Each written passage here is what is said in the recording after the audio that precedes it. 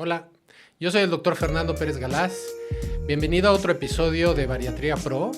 Y hoy te voy a hablar sobre la obesidad. La obesidad es una enfermedad que afecta al 74.5% de la población mexicana.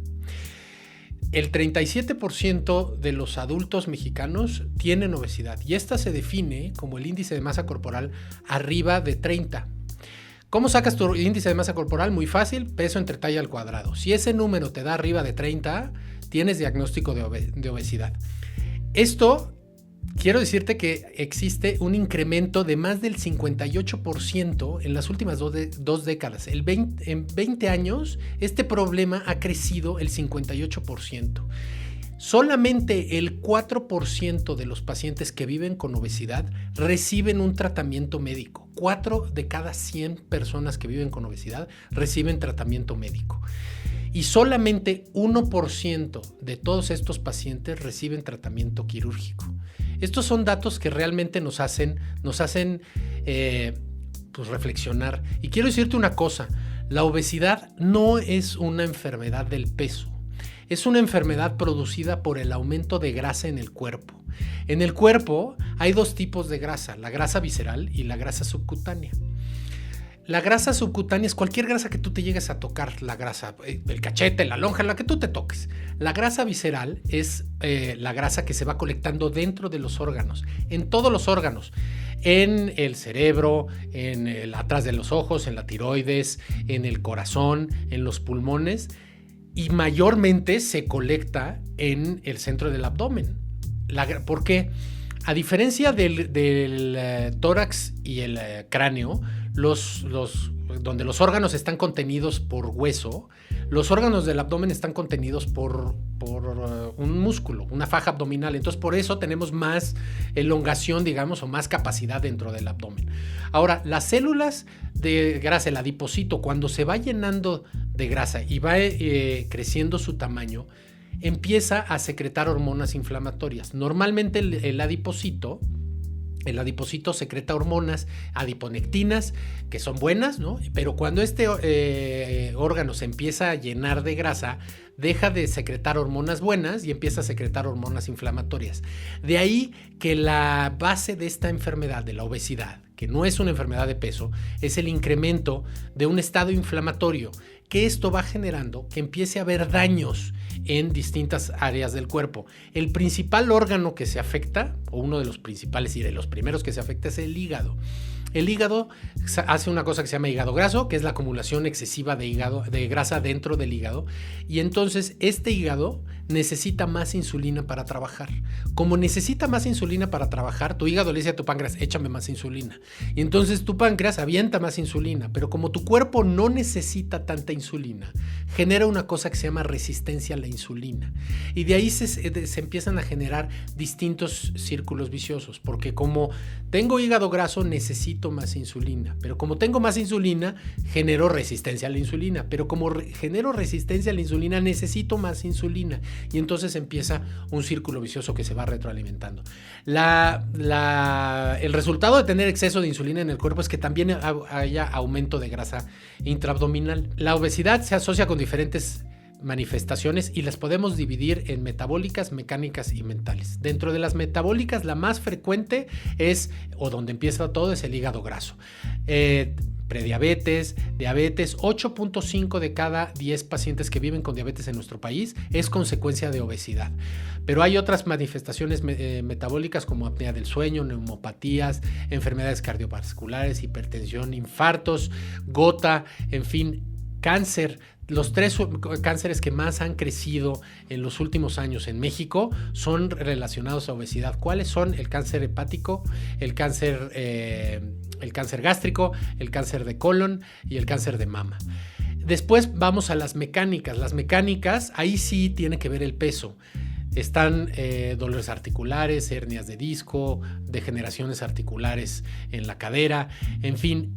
Ahí, ¿por qué tienen que ver con el peso? Porque nosotros nacemos con determinada resistencia en nuestras articulaciones. Por cada kilo que sobrepasemos esa resistencia, la presión que carga esa articulación se multiplica por 5. Entonces, imagínate una persona que tenga 20 kilos de sobrepeso, la presión extra que ejerce esa articulación, en ese caso serían 100 kilos extras de presión. Por eso hay degeneraciones y estamos viendo degeneraciones articulares cada vez en pacientes más jóvenes. Y también pasamos ahí a las mentales.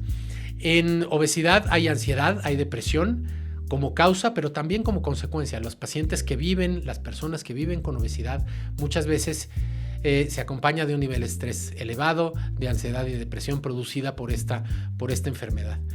La obesidad es una enfermedad que está causada por 5 grandes grupos de causas. Es una enfermedad genética. Hay más de 1000 genes que codifican hacia obesidad. Por supuesto que entre más genes tengas, es más factible que la desarrolles a lo largo de tu vida. De ahí nos brincamos a las causas metabólicas o las causas biológicas. Hay alteraciones en la tiroides, hay enfermedades de las suprarrenales, hay otro tipo de enfermedades que alteran la acumulación de grasa en nuestro cuerpo. Hay enfermedades del eje intestino-cerebro que alteran el hambre y saciedad. Es decir, hay muchas alteraciones metabólicas, hay propios tratamientos médicos para otras enfermedades que aumentan de peso. Pero las causas metabólicas y las causas genéticas tienen que coexistir. Durante años hemos querido explicar este fenómeno con falta de fuerza de voluntad. O simplemente que es un tema que es por comes mucho y te mueves poco. Bueno, si esto fuera real, todas las personas que se muevan poco y que comieran mucho deberían de generar problemas de obesidad. Y estoy seguro que conoces a más de 2 o 3 personas en tu núcleo cercano que comen mucho, se mueven poco o que tienen una pésima alimentación, pero no generan problemas de obesidad. En cambio, las personas que tienen la parte genética y la parte metabólica la desarrollan más fácilmente. Y después viene la esfera psicológica. En la esfera psicológica en obesidad hay alteraciones de la conducta alimentaria, trastornos de la conducta alimentaria y conductas alimentarias de riesgo. Dentro de los trastornos de la conducta alimentaria encontramos bulimia, anorexia y trastorno por atracón y el síndrome del comedor nocturno. El 30% de las personas que viven con obesidad tienen trastornos de la conducta alimentaria y más del 80% no están diagnosticados. Pero lo que es más frecuente en el resto de la población, el 70% restante, son las alteraciones de la conducta alimentaria. ¿Cuáles son? El comedor por ansiedad, el comedor por depresión, el comedor por estrés, el que tiene picoteo, el que es comedor nocturno, el que tiene atracón consciente o el que tiene déficit de atención. Y después pasamos a las causas que son externas al paciente. Las primeras 3 causas, la parte genética, la metabólica y psicológica, son internas al paciente. Y después pasamos a las causas externas al paciente, que son la causa ambiental y la causa social. Y estas tienen un común denominador que es porque no vemos la obesidad como una enfermedad crónica. En nuestro país, en las causas ambientales, somos el tercer consumidor de comida ultraprocesada del mundo. Tenemos un exceso de comida ultraprocesada. Te voy a dejar un dato. Solamente en los niños, la Organización Mundial de la Salud recomienda que no más allá del 20% de las calorías ingeridas por un niño sean calorías líquidas. En nuestro país es más del 50%. Más del 50% de las calorías que necesita un niño las toma de las lechitas endulzadas, de los refrescos, de los yogurts que se toman en la mañana. En México tenemos un exceso de consumo de bebidas azucaradas. Somos el principal país después de Estados Unidos que consume bebidas azucaradas. En México se consumen 165 litros de refresco per cápita al año. En Chiapas se consumen 827 litros de refresco. Es decir, el mexicano no se hidrata con agua, se hidrata con agua con sabor. Desde las aguas frescas que nos daban los abuelos en las casas, ¿no? Pasando por todos los ultraprocesados o todos los jarabes con sabor a Jamaica y pasando por los refrescos, y ahora que está muy de moda hidratarse con electrolitos, es decir, no nos hidratamos con agua, nos hidratamos con agua con sabor. Y después pasamos al ambiente social. En la esfera social tenemos un tema que yo no entiendo por qué en nuestro país nos sentimos con el derecho de meternos con el cuerpo de alguien. Cuando nosotros vemos un cuerpo grande viene el comentario, muchas veces el comentario ofensivo, ¿Y qué creen? Que cuando también ese cuerpo va haciéndose pequeño, también viene el comentario de no, ya no bajes más, hasta ahí te ves bien, ya no, ya estás enfermo, ¿por qué estás bajando de peso? Es decir, nos sentimos en el derecho de meternos en el cuerpo de alguien o en el tratamiento y en el diagnóstico de alguien. Y la otra cosa que tenemos que cambiar es que en nuestro país, que tenemos una gastronomía increíble, la verdad es que somos la envidia de muchos países, pero le damos un valor emotivo demasiado a la comida. Yo te puedo decir que yo crecí en una familia en donde no te podrías parar de la mesa si no te acababas lo que te acaban de servir. Y me acuerdo que mi abuela decía, es que hay muchos niños en África que están muriéndose de hambre y tú estás aquí desperdiciando la comida. Eso se te queda en el subconsciente, y créeme que para que yo deje algo ahorita ya no me importa, pero ahorita, para que yo empezara a hacer ese cambio, era realmente difícil que yo dejara algo de comida en el plato, porque me acordaba de mi abuela y mi mamá diciéndome eso. ¿Y qué crees? Que aunque tú te comas la comida que tienes en ese plato, el niño en África, si es que te ponen el mismo ejemplo, va a seguir sin comer, O sea, ¿cuántas personas hay antes que tú responsables de que un niño en África no tenga que comer? Antes que tú, ¿no? Pues te la voy a poner fácil. Está el presidente del país en África que diga, el de la ONU, el de la UNICEF, el presidente de los Estados Unidos, el presidente de la Unión Europea, el presidente de México, y todos esos antes de ti, que tú puedas hacer un cambio, que comiéndote lo que hay en exceso de comida en tu plato, le vaya a dar a comida. ¿Esto qué te quiero decir más fácil? Que desde chiquitos nos estamos condicionando con eso. Ahora, otro punto importante que tenemos que cambiar es, te dejo un dato, el plato en los últimos 30 años ha crecido más del 30% lo que te sirven en un restaurante.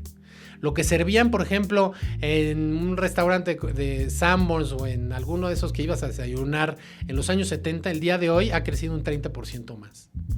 Es decir, estamos consumiendo cada vez más comida y, por desgracia, más comida ultraprocesada. Si tú ves el crecimiento de obesidad en los últimos 8 años, donde más ha crecido la obesidad es en los pueblos, en la gente más pobre.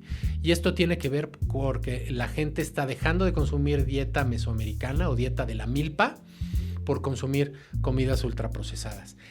Y todo esto genera que entremos en círculos viciosos, porque la obesidad genera círculos viciosos. Es decir, la obesidad genera hígado graso, pero el hígado graso perpetúa la obesidad. La obesidad genera apnea del sueño, pero la apnea del sueño perpetúa la obesidad. La obesidad genera ovario poliquístico en las mujeres, pero el ovario poliquístico perpetúa la obesidad. Es decir, todos estos círculos viciosos se retroalimentan, por eso es difícil romperlos. Ahora te voy a explicar cómo se regula el peso en tu cuerpo. La imagen que tú estás viendo es un cerebro partido a la mitad.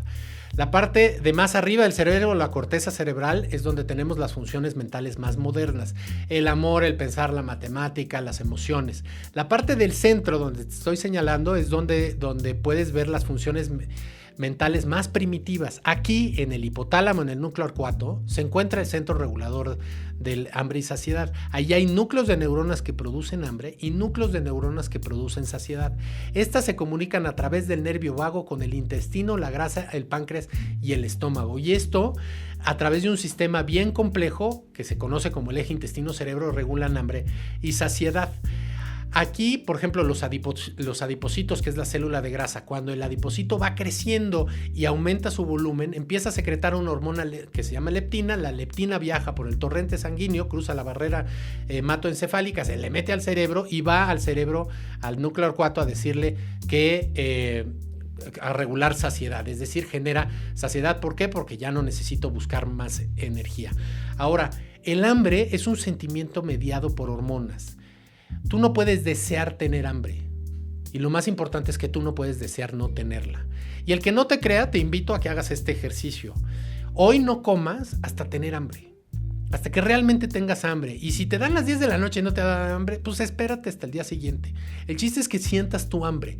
Es decir, que conectes con el hambre. A ver, ¿qué es para ti el hambre? Pues, ¿sabes qué, Fernando? Me duele la boca del estómago, me siento débil, estoy buscando comida, estoy irritable, ¿no? Eso es para ti el hambre. Bueno, ahora come y terminando de comer, quiero que trates de reproducir lo que estabas sintiendo antes de empezar a comer. Vas a ver que no puedes. ¿Y por qué no puedes? Porque el hambre no es un sentimiento voluntario, es un sentimiento mediado por hormonas. Ahora, a esto hay que complicarle, porque aquí entra el sistema, la corteza cerebral, las emociones y el sistema mesolímbico. Porque cuando nosotros vemos, olemos o saboreamos algún alimento, se estimula la corteza cerebral. ¿Sí? Por eso nos acordamos, yo en mi caso cuando era chiquito, pues el arroz de mi abuela, ¿no? O la natilla que hacía mi abuela, ¿no? Lo recuerdas porque te da un sentimiento, porque hay memoria gustativa y memoria olfativa. Ahora, la comida ultraprocesada está diseñada químicamente para estimular centros de recompensa sin estimular centros de saciedad. Así están hechos ese tipo de productos. Y ahí te va otro, por si no me crees, otro experimento que puedes hacer en tu casa. Invita a cualquier persona, a tu hermano, a varios cuates, ¿no? Invítalos a tu casa y hazles una parrillada, y quiero que vayas al súper y pidas que te hagan una molida de res de la más alta calidad, y hagas tú tus hamburguesas, y vayas a una panadería tradicional y pidas los bollos y hagas hamburguesas tradicionales y uses todo orgánico. Y mide cuánta comida consumen esas personas. Y después a esos mismos grupos de cuates o familiares te los llevas a un restaurante de comida ultraprocesada, ¿no? Y dices, ahora sí, déjense ir porque yo invito. Y vas a comparar en dónde consumen más. Consumen más, te lo apuesto, a que consumen más en esos restaurantes de comida rápida. Y esto es porque cómo está hecho la carne, cómo está hecha la catsup, cómo está saborizado, cómo está aderezado, y esto está hecho para que consumas más. Ahora te voy a explicar qué le pasa a tu cuerpo cuando entras en dietas hipocalóricas. Cuando estas dietas de restricción, la que tú me digas, ayuno intermitente, la de la dieta, la de la luna, la que tú me digas. Bueno, las hormonas que normalmente te quitan el hambre se dejan de producir. Las hormonas que te dan hambre se empiezan a producir, que en este caso es la grelina. Y la tiroides, que es la que regula cuánto energía gastas en reposo, frena su producción. Es decir, te vuelves más eficiente, entras en modo ahorro. Imagínate tu celular cuando se va quedando sin pila, ¿qué hace? Pues apaga el brillo, no se conecta, no baja correos, es decir, ahorra la pila. Pues lo mismito hace tu cuerpo. Por eso, cuando uno entra en estas dietas hipocalóricas, baja las primeras 2 semanas, después, oye, ya no bajo con la misma facilidad, ya me estanqué, y después, no, pues ya dejo de hacer lo que estaba haciendo porque ya me estanqué, entonces vuelvo a aumentar mi ingesta calórica y regreso al peso y reboto, ¿no? Entonces esto, lo que tú ves que bajo, me estanco y reboto, es un sistema mediado por hormonas, y es una teoría que ya no es teoría, ya se comprobó, que se llama set point o ajuste del peso. Y mira, este dato que te voy a dejar aquí es algo impresionante porque es un estudio que se publicó en Estados Unidos, en un estudio inglés, que es la probabilidad que tiene una persona de llegar a su peso normal con dieta y ejercicio. Solamente con dieta y ejercicio. Lo que hemos mandado los médicos y el personal de salud durante años como tratamiento para la obesidad, ¿no? Muévete más y come menos. Bueno, la probabilidad de llegar a una persona con obesidad grado 3 con dieta y ejercicio es de 1 en 1290. Es el 0.00075, ¿no? Y esto lo hemos querido explicar con falta de fuerza de voluntad. Es que no le echaste ganas, es que dejaste la dieta, es que síguele. Bueno, solamente uno de 1290 lo va a lograr con este tratamiento. Y no se trata de fuerza de voluntad, se trata de entender mecanismos bioquímicos que tiene tu cuerpo en reacción a una enfermedad que se llama obesidad.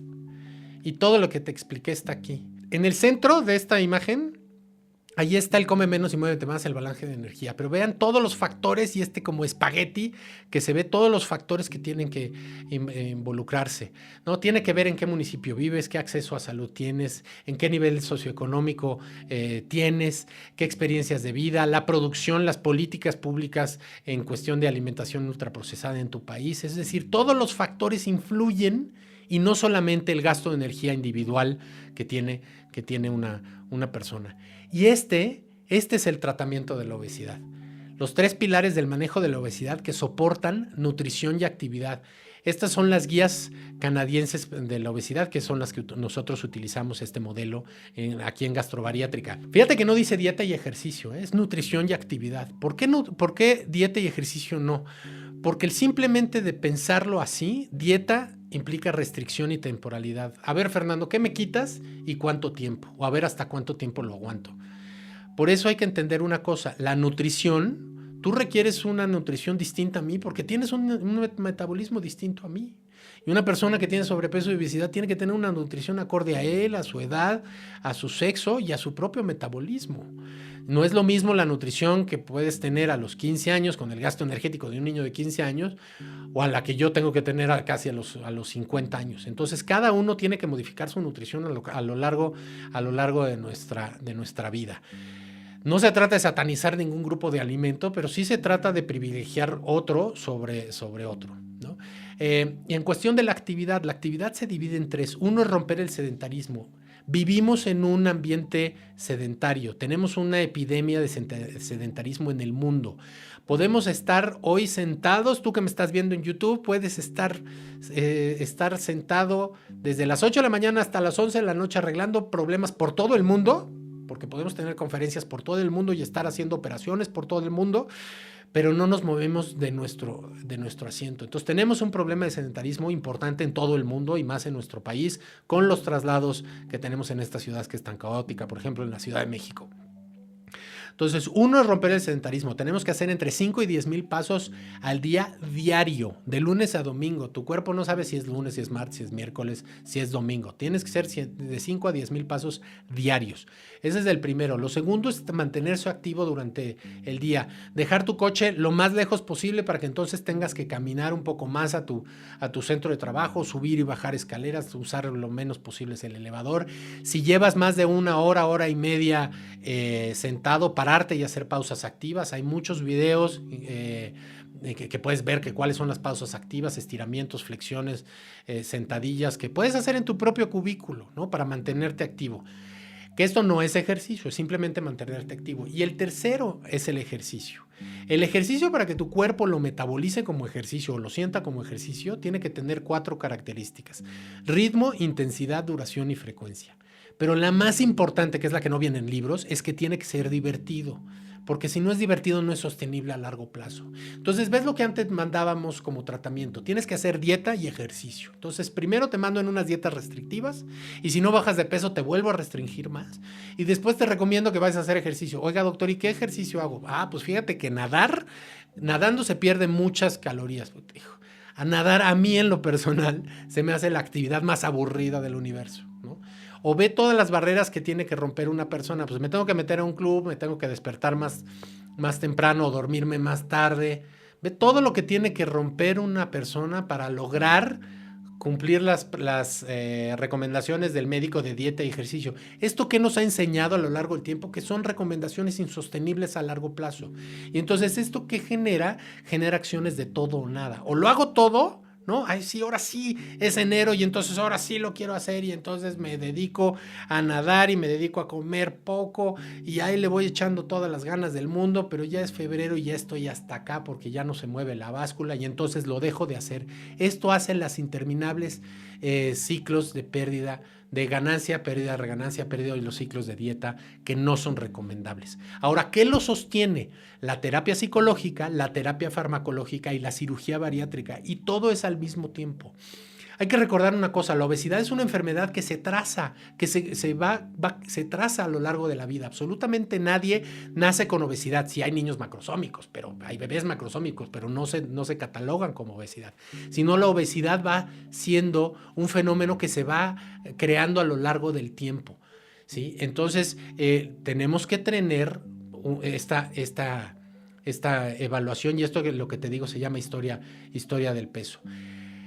Este enfoque, que es de las guías canadienses, se hace todo al mismo tiempo. No es primero hago esto y entonces ya fallé y otro ciclo de dieta y otro ciclo y entonces voy incorporando más tratamientos. Ahora trata el medicamento 1 o el tratamiento no. No, ahora se hace una evaluación integral y se hace un tratamiento integral.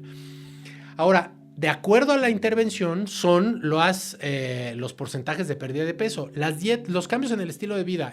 Voy a salir a caminar y voy a dejar de tomar refresco. Al cabo de un año vas a perder entre 3 y el 5% de tu peso. ¿Por qué no se pierde más? Por todos los mecanismos que tengo que contrarreguladores en la pérdida de peso.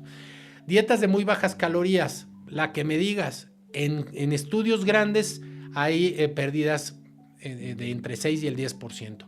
Terapia intensiva psicológica entre 4 y 6%. Fármacos entre el 3 y el 15%. Ya vienen nuevos fármacos que nos dan en un tercio de pacientes hasta el 20% de pérdida de peso. Y después vienen las intervenciones quirúrgicas que tienen unas pérdidas de peso a partir de 25-30% hasta el 60% del peso corporal total.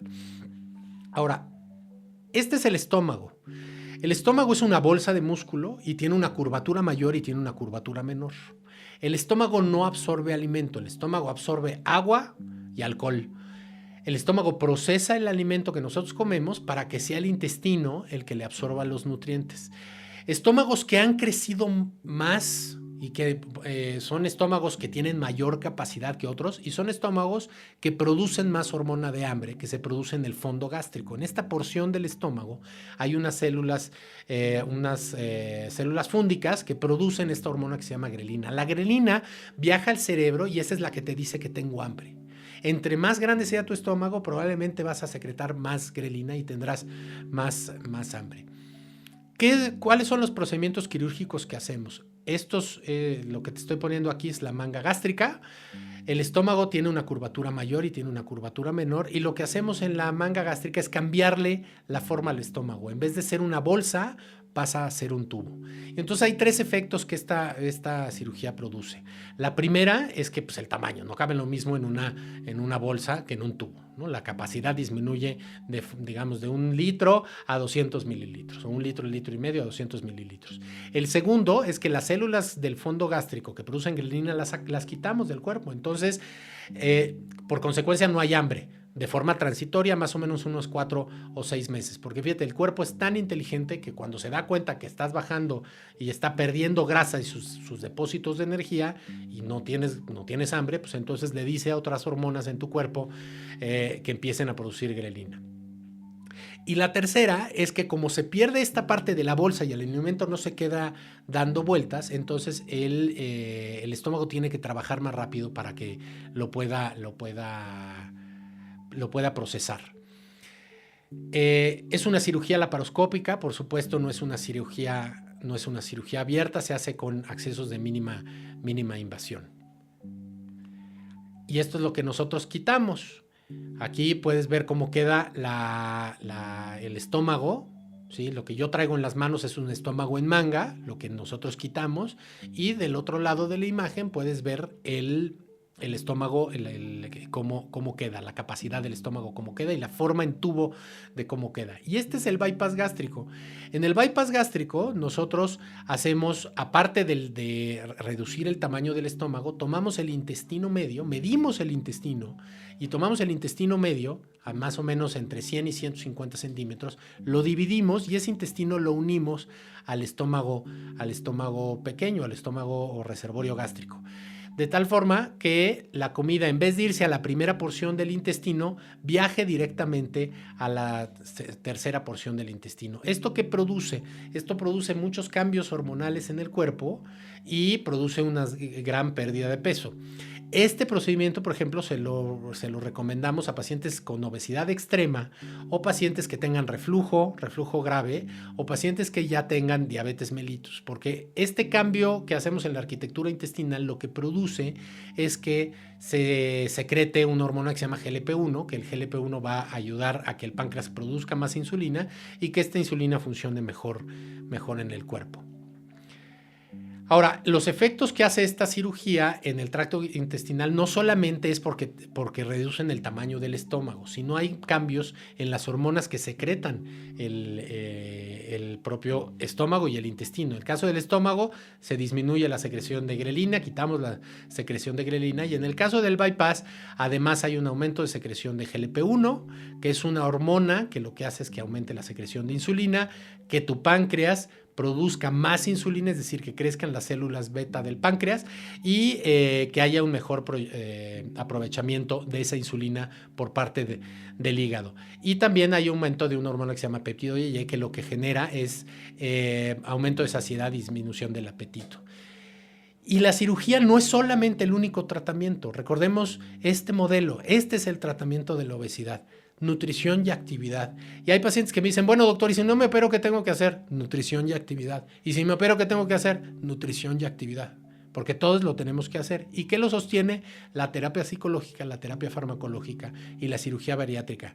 Y dentro de la cirugía bariátrica hay pacientes que los tenemos además con tratamiento farmacológico, además del tratamiento quirúrgico. Y este es el modelo que nosotros tenemos en la clínica. El paciente parte de una valoración inicial. Cuando vengan a verme, partimos de una valoración inicial después de la cita inicial conmigo, que es la valoración con el bariatra clínico, en donde se hace una historia clínica muy profunda, una historia de peso. Después te ve el endocrinólogo, la nutrióloga, la psicóloga, el médico del deporte y el anestesiólogo. Y ya cuando todo el mundo me ponga palomita, entonces ya nos sentamos y vemos cuál es el mejor momento para realizar el procedimiento, pero ya estás en un tratamiento integral. En el caso de la manga gástrica es una cirugía que dura 25 minutos. El procedimiento en total de anestésico de entrada y salida dura 1 hora más o menos de quirófano. Es un día en el hospital y es una semana de recuperación. En el caso del bypass gástrico es 1 hora, hora y media de procedimiento quirúrgico. Son 2 días en el hospital y es igualmente una semana de recuperación. Y después viene el seguimiento postoperatorio. El modelo que nosotros tenemos centrado en el paciente lo hacemos con un seguimiento a 2 años.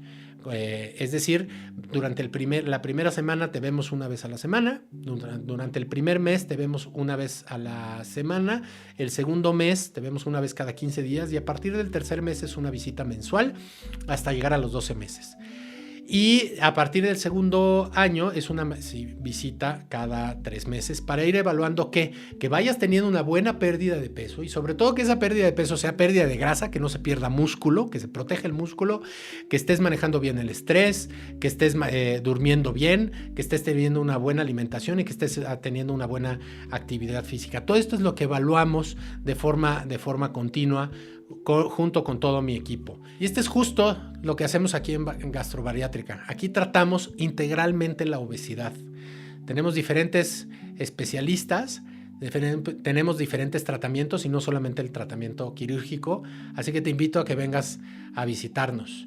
También te invito a que nos sigas en las redes, que nos sigas en el podcast, que le des campanita, que me ayudes a compartir este episodio con todos tus amigos que tengas, que lo mandes por el WhatsApp a la vecina. Y en fin, yo soy el doctor Fernando Pérez Galaz. Nos vemos en la próxima.